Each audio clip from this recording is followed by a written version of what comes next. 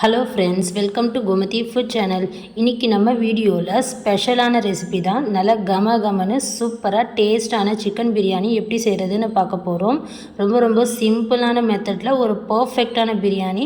நீங்கள் பிகினர்ஸாக இருந்தாலும் பேச்சுலர்ஸாக இருந்தாலும் தாராளமாக ட்ரை பண்ணலாம். கொஞ்சம் கூட குழையாமல் அடிப்பிடிக்காமல் சூப்பராக வரும். பிரியாணி செய்கிறதுக்கு ஃபஸ்ட்டு அரிசி ஊற வச்சுக்கலாங்க. ஒரு பவுலில் 2 கிளாஸ் அளவுக்கு பாஸ்மதி ரைஸ் எடுத்துருக்கேன். அரிசியை ஒரு 2 முறை தண்ணியில் நல்லா கழுவி எடுத்துக்கோங்க. அரிசி கழுவும் போது ரொம்பவும் டைட்டாக பிசையக்கூடாது. இது போல் லைட்டாக ஒரு 2 முறை தண்ணியில் அலசி எடுத்துக்கோங்க. இப்போ நம்ம நல்லா சுத்தமான தண்ணி சேர்த்துட்டு ஒரு அரை மணி நேரம் ஊற வச்சுக்கலாம். இப்போ நம்ம பிரியாணிக்காக மசாலா அரைச்சிக்கலாங்க. மிக்ஸி ஜாரில் ஒரு 2 துண்டு பட்டை, 5 கிராம்பு சேர்த்துட்டு கூட ஒரு 2 ஏலக்காய் சேர்த்துக்கோங்க. ஒரு சின்ன துண்டு அன்னாச்சி பூ சேர்த்துருக்கேன். ஒரு 1/4 ஸ்பூன் சோம்பு சேர்த்துட்டு இது கூட 7-8 மிளகு சேர்த்துக்கோங்க.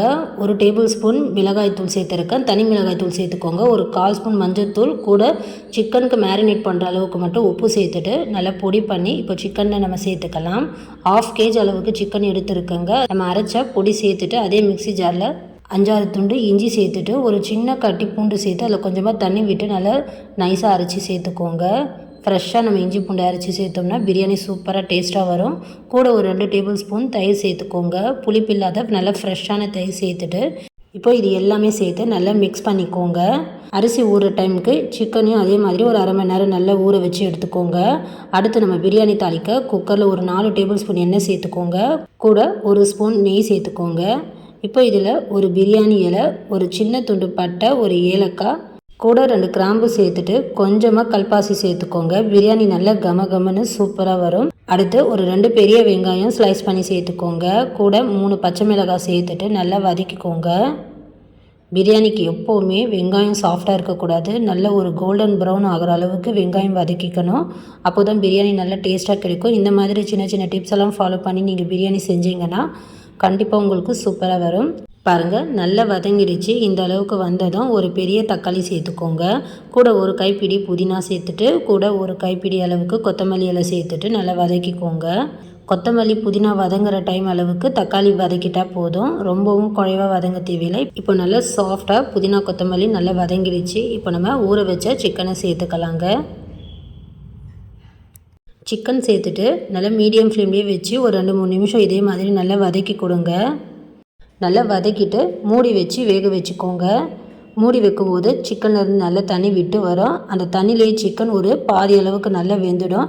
இடையிடையே இதே மாதிரி ஒரு 10 நிமிஷம் வரைக்கும் மூடி திறந்து விட்டு நீங்கள் சிக்கனை நல்லா கலந்து விட்டு பாருங்கள். இப்போ நல்லா கொஞ்சம் வதங்கிடுச்சு. மறுபடியும் நம்ம மூடி போட்டு மறுபடியும் வேக வச்சுக்கலாம்.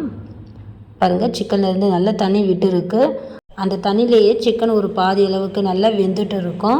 இதே மாதிரி நல்லா வதக்கி விட்டு மூடி வச்சு சிக்கனை வேக வச்சு எடுத்துக்கோங்க.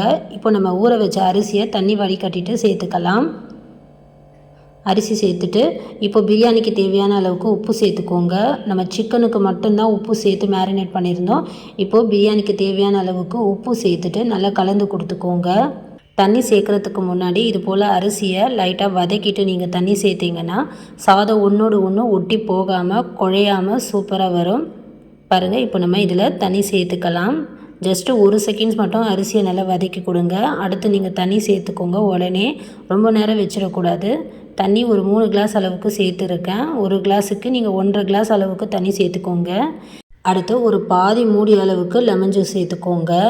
சேர்த்துட்டு நல்லா கலந்து கொடுங்க.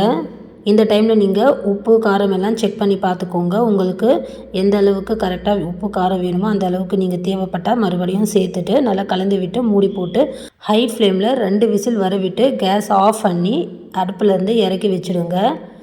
ப்ரெஷர் ஃபுல்லாக ரிலீஸ் ஆனதும் உடனே குக்கரை திறந்துடுங்க. பாருங்கள், நல்லா சூப்பராக குழையாமல் அடிப்பிடிக்காமல் உதிரியான சிக்கன் பிரியாணி சூப்பராக ரெடி ஆகிடுச்சு. இதே மாதிரி அளவுகளில் நீங்களும் வீட்டில் செஞ்சு பாருங்கள். செஞ்சு பார்த்துட்டு எப்படி இருந்தது மறக்காமல் கமெண்ட் பண்ணுங்கள். இந்த வீடியோ பிடிச்சிருந்தால் லைக் பண்ணுங்கள், மற்றவங்களுக்கும் ஷேர் பண்ணுங்கள். மறந்துடாமல் கோமதி ஃபுட் சேனலை சப்ஸ்கிரைப் பண்ணிக்கோங்க. தேங்க்ஸ் ஃபார் வாட்சிங்.